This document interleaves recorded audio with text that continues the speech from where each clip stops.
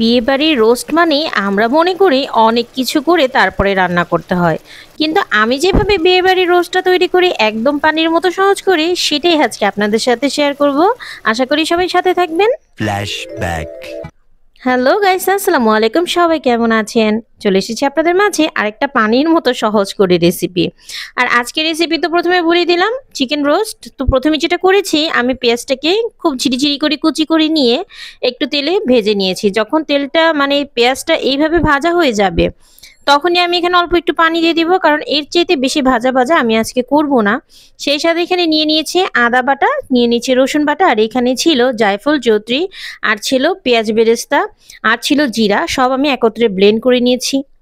তো এই তো এখন আমি সেই মশলাটা এখানে দিয়ে একবারে ভালো করে নেড়ে চেড়ে ভেজে নিচ্ছি, মানে মশলাটাকে একটু সুন্দর করে কষিয়ে নিচ্ছি। যখন কষানো হয়ে যাবে তখন এখানে আমি চিকেনের পিসগুলো দিয়ে দিলাম। আর আজকের চিকেন রোস্টটা বলেছি না একদম পানির মতো সহজ করে রান্না করব, তাই করব। আজকে আমি চিকেনটা একদমই ফ্রাই করিনি, আমি সরাসরি এখানে মাংসটা দিয়ে দিয়েছি। তারপরে আমি এখানে যেটা করব, এখানে আমি পরিমাণ মতো কাঁচামরিচ দিয়েছি, দিয়ে দিয়েছি লবণ। সবকিছু একত্রে একটু আলতো করে নেড়েচেড়ে মিশিয়ে নিব, কারণ চিকেন রোস্ট খুব বেশি নাড়াচাড়া করলে কিন্তু ভেঙে যেতে পারে। তারপরে আমি এখানে দিয়ে দিব দুইটা তেজপাতা বা একটা তেজপাতা মাঝখান থেকে ছিঁড়ে দিব, আর দিয়ে দিব তিনটা এলাচ, আর দিয়ে দিব গোলমরিচ। আমি এখানে কালো গোলমরিচটা ইউজ করেছি, আপনারা চাইলে সাদাটাও দিতে পারেন। এরপরে আমি এখানে দিয়ে দিব অরেঞ্জ ফুড কালার। হ্যাঁ, অরেঞ্জ ফুড কালারটা না দিলে কিন্তু হুবহু বিয়েবাড়ির মতো হবে না, কারণ অবশ্যই বাবুচিরা এই জিনিসটা ইউজ করে। তবে আমি যেহেতু বাসায় ইউজ করেছি, আমি ভালো ব্র্যান্ডের নিয়েছি, আপনারাও চেষ্টা করবেন ফুড কালারগুলো একটু ব্র্যান্ডের নেওয়ার জন্য।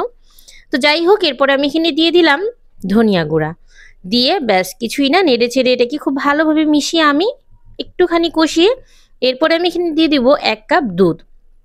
আর দুধটা অবশ্যই ফুল ক্রিম হতে হবে। তারপরে দুধটা দিয়ে আর কি, এই দুধটা দিয়েই কিন্তু আজকে আমি চিকেন রোস্টটা রান্না করব। আমি এক্সট্রা কোনো পানি বা কোনো কিছুই আর দিব না। তো দেখতেই পাচ্ছেন, যেহেতু রোস্টটা এখন অনেকটা নরম হয়ে এসেছে, তাই আমি আর খুরচুন্দি এটা লাড়াচাড়া খুবই কম করব। আমি এটাকে আলতো করে একটু হাঁড়িটা নেড়ে চেড়ে নিলেই কিন্তু এটা হবে, যাতে এটা নিচে লেগে না যায়। তারপর আমি খুব সাবধানতার সাথে আমি একটু উল্টিয়ে পাল্টিয়ে নিলাম, যাতে করে খুব সুন্দরভাবে এটা সব দিক থেকে সমানভাবে রান্না হয়ে যায়। তো যেহেতু প্রায় আমার রান্নার শেষ পর্যায়ে, আমি এখানে দিয়ে দিব চিনি। চিনিটা অবশ্যই দিবেন, তা না হলে কিন্তু বিয়েবাড়ির মতো সেই টেস্টটা কিন্তু পাবেন না। আর এই তো চিনিটা দিয়ে আমি এখানে দিয়ে দিলাম সামান্য একটু গোলাপ জল। চাইলে আপনারা কেওড়া জলও দিতে পারেন, কোনো অসুবিধা নেই, চাইলে নাও দিতে পারেন। কিন্তু ওই যে বললাম, বিয়েবাড়ির মতো একটু টেস্ট আনার জন্য এগুলো আমাকে দিতেই হবে। আর সব শেষে আমি এখন দিয়ে দিব পেঁয়াজ বেরেস্তা।